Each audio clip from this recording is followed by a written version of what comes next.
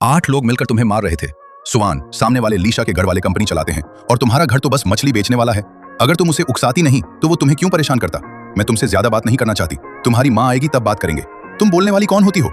अभी तक तुम्हारा बाप था ही कब? उसी वक्त कुछ ताकतवर आदमी अंदर आए जो लड़की के अंडरवर्ल्ड डॉन पिता के आदमी थे।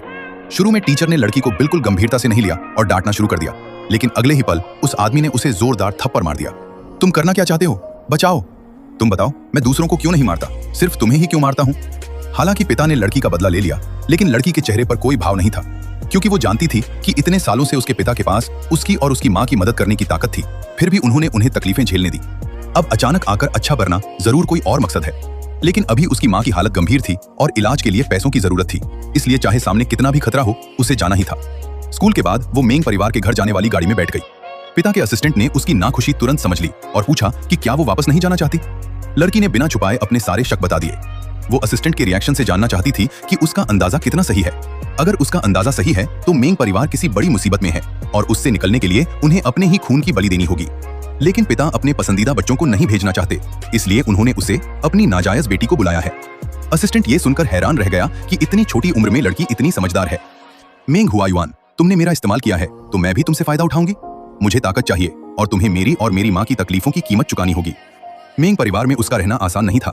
जैसे ही वो घर पहुंची, बाकी बच्चों ने उसे नीचा दिखाने की कोशिश की, लेकिन लड़की भी चुप रहने वालों में से नहीं थी। उसने तुरंत उन्हें सबक सिखा दिया। उसे पता था कि अभी पिता को उससे काम है, इसलिए वो कुछ भी करे वो कुछ नहीं कहेंगे। और सच में पिता ने न सिर्फ कुछ नहीं कहा, बल्कि बाकी बच्चों को भी रोक दिया और उसे सबसे अच्छा कमरा लेने दिया।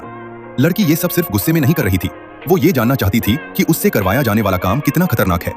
अब जब वो इतना सब कर चुकी थी और फिर भी सब सह लिया गया, तो इसका मतलब साफ था कि काम बहुत खतरनाक है। उस रात उसने अस्पताल में मौजूद पड़ोसी भाई को फोन किया। उसे पता चला कि उसकी माँ की हालत और बिगड़ गई है। उसने वादा किया कि वो जल्द ही पैसे लेकर वापस आएगी। अगले दिन उसने सीधे मुद्दे पर बात की। उसने साफ कहा कि वो काम करेगी, लेकिन बदले में उसे बड़ी रकम चाहिए और रिश्तों का नाटक करने की जरूरत नहीं है। तुम्हारी बेटी तुम्हारी सोच से ज्यादा दिलचस्प है ना? 1,20,000 नहीं, बल्कि 1,20,000 से ज्यादा मुझे चाहिए। तुम ये भी नहीं पूछोगी कि काम क्या है? इतने पैसे के सामने काम मायने नहीं रखता, लेकिन पहले आधा पैसा एडवांस चाहिए। ठीक है, बताओ क्या करना है? उसे बताया गया कि उसे एक क्लब के नीचे बने गुप्त स्थान से एक चीज लानी है। वहां पहले से ही मदद के लिए लोग होंगे। काम पूरा होने पर बाकी पैसे मिल जाएंगे। हालांकि बात आसान लग रही थी, लेकिन लड़की जानती थी कि ये इतना आसान नहीं होगा। फिर भी माँ के लिए उसने हाँ कर दी। जाने से पहले वो अस्पताल गई, लेकिन वहां उसके सौतेली माँ ने उसके मामा को भेजकर हंगामा करवा दिया। उन्होंने इलाज रुकवाने और संपत्ति हड़पने की कोशिश की।